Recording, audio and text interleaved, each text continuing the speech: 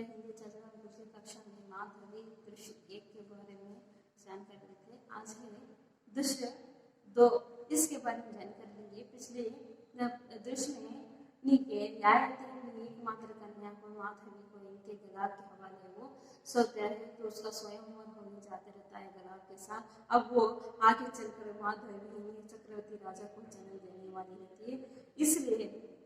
इसलिए ययाति ने अपनी पुत्री को ही दान दे दिया था।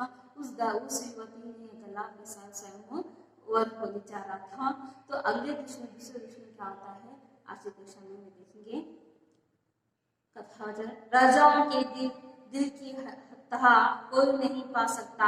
कहाँ तो महाराज ययाति अपनी एकमात्र कन्या का स्वयंवर रचने जा रहा थे और कहाँ से उसके क्षण दान में दे दिया और पलक झपकते घर से विदा भी कर दिया। राजाओं के बड़े बड़े राजाओं के सामने महाराज ययाति अपनी एकमात्र कन्या का स्वयंवर होने जा रहा था। कहाँ थी वो दान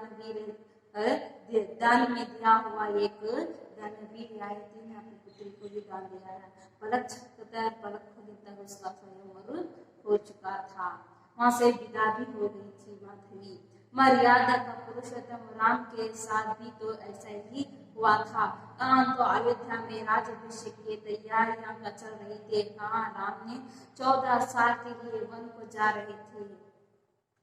जब इस तरह ही अयोध्या में जब रामायण में ऐसा हुआ था कि पुरुषोत्तम राम के हाथ में साथ ऐसा ही हुआ था कि कहाँ था अयोध्या में राज्याभिषेक चल रहा था, वो तैयारी में थे। तो उस समय श्री राम 14 साल तक वनवास ले जा रहे थे। पर क्या मालूम ययाति ने यही सोचकर उसे दान में दे दिया हो। शायद यही सोचकर अपनी एकमात्र पुत्री को दान में दिया हो। वही एक ना एक दिन किसी राजा की पटरानी तो बनेगी ही। उसके लक्षण जो ऐसे ही थे क्योंकि वो क्यों ना मुनि कुमार की प्रतिज्ञा भी पूरी हो जाए। एक पंथ 2 गज। देखो अगर ये भी आगे चलकर एक रानी बनकर वास करेगी, मेरी प्रतिज्ञा भी पूरी होगी, इसकी मनोकामना 1 मार्ग 2 निशाना, इस तरह के काम पूरे हो गए थे। 1 पंथ 2 काज मतलब 1 निशाना नहीं 2 एक चीज है 2 निशाना। इस तरह कर 2 भी काम लिखा गया था। भविष्य में दैव ने क्या लिखा है कौन जाने। भविष्य में पर्दों के पीछे भी किसी ने जानकर थोड़ा ही देखा है। कौन जाने भविष्य में क्या होने वाला है। क्या आगे भविष्य जाकर झांकर देखा आते हैं हम लोग नहीं। तो देवियों ने भद्र पुरुषों ने मुनि कुमार का गला और माधवी घोड़े के खोज में निकल पड़े। और घोड़े भी साधन घोड़े नहीं है, अश्वमेधी घोड़े है। अश्वमेधी घोड़े तो बड़े विरल होते हैं। और घोड़ा है जिसका शरीर सफेद और कान काले रंग के होते हैं। इसी कारण इसे क्षयकरणी भी कहते हैं। ये केवल पराक्रमी राजाओं के पास ही मिलता है। तो ये देवियों भद्र पुरुष मुनि कुमार गला माधवी भद्र पुरुष मुनि कुमार और गला माधवी तीनों अश्वमेधी घोड़े खोजने के लिए चल देते हैं। ऐसे साधारण घोड़े वो भी अश्वमेधी घोड़े हैं पूरे 800। तो उनका रंग सफेद और कान के काले रंग होते हैं। इसी कारण ये किसी हर एक राजा के पास मिलते हैं, एक पराक्रमी राजा के पास ही मिलते हैं। अश्वमेध यज्ञ में यही घोड़ा प्रयोग किया था। अश्वमेध में यही घोड़ा लिया था। अब ऐसा घोड़ा कहाँ मिलेगा। भी एक नहीं पूरे 800। ऐसा घोड़ा एक नहीं है पूरे 800 अश्वमेधी। कौन है ऐसा प्रतापी राजा के पास भी 800 अश्वमेधी घोड़े नहीं मिलेंगे। कौन है एक नहीं 800 अश्वमेधी। उसे बड़े बड़े राजाओं के पास भी 800 अश्वमेधी घोड़े नहीं मिलेंगे। कभी होते कथावाच का कथन के बाद मंच पर गला अकेला खड़ा है। तरह तरह के विचार उसके मन में आ रहे थे। अकेला ठहरा गला उसके मन में अनेक चर्चा आते रहते हैं। वहाँ गलाव बात करते हैं। चक्रवर्ती राजा को जन्म देगी। माधवी जिसे जन्म देगी वह चक्रवर्ती राजा बनेगा। ऐसे ही कहा महाराज ने क्या माधवी के गर्भ में से पैदा होने वाला गलाव का पुत्र भी चक्रवर्ती राजा हो सकता है। गलाव पूछते हैं चक्रवर्ती राजा जन्म राजा को जन्म देगी माधवी। अगर वो जन्म देने वाली चक्रवर्ती राजा को वो आगे चलो राजा एक चक्रवर्ती राजा को जन्म देने वाली ऐसे कहा महाराज ने। माधवी के गर्भ से पैदा होने वाला गलाव का पुत्र ही माधवी के गर्भ से पैदा होने वाला पुत्र गला का हो चक्रवर्ती हो सकता है? चक्रवर्ती गला मेरे सामने संभावनाओं कैसे प्रसार कर देंगे? संभावनाओं मुझे कैसे सामने लाओ? माधवी को पाने का अर्थ है कि चक्रवर्ती राजा तक बन जाने की संभावना। माधवी पाने का मतलब क्या है? इन चक्रवर्ती राजाओं के पास जाने का है। एक ऐसे विचार मेरे मन में विचलित करने लगे हैं। मैं वचनबद्ध हूँ, मुझे गुरु दक्षिणा का ऋण चुकाना है। मैं अपना होगा, मैं कैसे विचार मन में आ रहे हैं, ये कैसे पूरे अश्वमेध घोड़े देगी करके बोलते। अगर और माधवी मुझे गुरु दक्षिणा में ऋण चुकाना, मुझे वचनबद्ध हूँ, मैं तो वचन पूर्ण हूँ, वचन पूरा कर करूंगा, मैं वचन से दूर नहीं हटूंगा करके कला बोलते हैं। और माधवी मेरे ऋण चुकने का माध्यम है, इसे अधिक कुछ नहीं है, पर माधवी को 800 अश्वमेध घोड़े बदले किसी राजा के दे देने का मतलब होगा। 800 अश्वमेध घोड़े का देने से मतलब है कि माधवी को किसी राजा के हाथ में सौंप देना है। देने का मतलब हुआ कि माधवी सदा के लिए खो देगा, मतलब है कि माधवी सदा के लिए खो देगा, माधवी उसी की होकर रह जाएगी। 800 अश्वमेध घोड़े वो भी मिलेंगे कहाँ? गुरु महाराज मुझे मेरे हट का दंड देना चाहते हैं। गुरु तो मेरे पास दंड देना चाहते हैं। 800 अश्वमेध घोड़े कैसे करेंगे? अगर एक बार उदाहरण देती हूँ, अगर उनकी हो जाएगी, पूरे राजा की छोड़ जाएगी माधवी।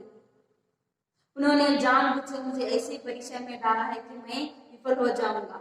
जानबूझकर में ऐसी परीक्षा में डाला है कि मैं सोच कर मैं खड़ा हो जाऊंगा करके बोलता है।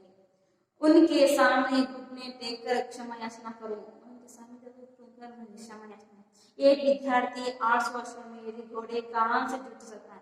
एक विद्यार्थी जाकर कहाँ से 800 अश्वमेध घोड़े को मिल सकता है? ये मुझे लज्जित करना है, यह मुझे अपमान करना है। चाहता कि नहीं 800 अश्वमेध कौन मांगता है? पहले भी कभी उन्होंने अपने किसी शिष्य से ऐसी गुरु दक्षिणा नहीं मांगी थी। कौन मांगता है पूरे 800 अश्वमेध घोड़े? पहले ऐसे कोई भी शिष्य के पास ऐसी गुरु दक्षिणा नहीं मांगी थी। फिर मुझ पर ही ऐसे क्यों कृपा क्यों है? मेरे पर ही ऐसे क्यों क्या है? कैसे शुद्ध के विचार मेरे मन में उठने लगे हैं। क्या मैं मतभ्रष्ट हो रहा हूँ, अपने दैत्य के भूल रहा हूँ? क्या मुझे कैसे विचार आ रहे हैं? क्या मैं अपने आप को भूल रहा हूँ? मेरे गुरु ने मुझे एक ही परीक्षा में डाला है, परिस्थितियों में मुझे दूसरी परीक्षा में डाल रही है। ये परीक्षा अलग है, ये दूसरी भी परीक्षा में डाल दिया है। माधवी के मन में क्या है, वह क्या सोचती है, कौन जाने। यदि मुझे 800 अश्वमेध घोड़े गए तो मैं अपनी प्रतिज्ञा भी पूरी कर लूं, माधवी को खो बैठूंगा। अगर ये प्रतिज्ञा को वचन को पूरा करूंगा तो दूसरा वचन मैं भूल जाऊंगा, माधवी को खो बैठूंगा। वह किसी राजा की पटवानी बन जाएगी। गुरु दक्षिणा का वचन पूरा भी कर भी लिया तो क्या होगा? गुरु दक्षिणा का वचन तो पूरा होगा, लेकिन माधवी को पा नहीं सकूंगा। मुझे मिलेगा क्या? इतनी बार संतोष की मैंने गुरु दक्षिणा जुटा दी। मैं तो इतना खुश होता था कि अपने गुरु दक्षिणा जुटा दी, लेकिन बस इतना ही उसके लिए माधवी को सदा के लिए खो दो। वो सदा के लिए वो माधवी को खो दूं, वो भी उसको भी विचार आते रहते मन में। माधवी को खो देगा, अपने भाग्य को खो देना होगा। अगर माधवी को खो दे तो पूरे भाग्य को ही खो देना है, किस्मत को ही खो देना है। कैसी विडंबना है माधवी, मेरे जीवन में सदन बनकर आई है।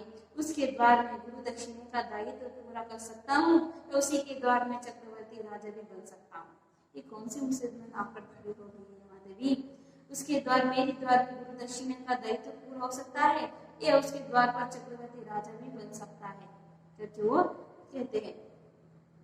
अगर अक्षर आकाशवाणी तुम भी किसी प्रलोभ में पड़ रहे हो, आकाशवाणी कहते हैं तुम बहुत बड़े युवक में पढ़ रहे हो, बहुत बड़े विचार में पढ़ रहे हो।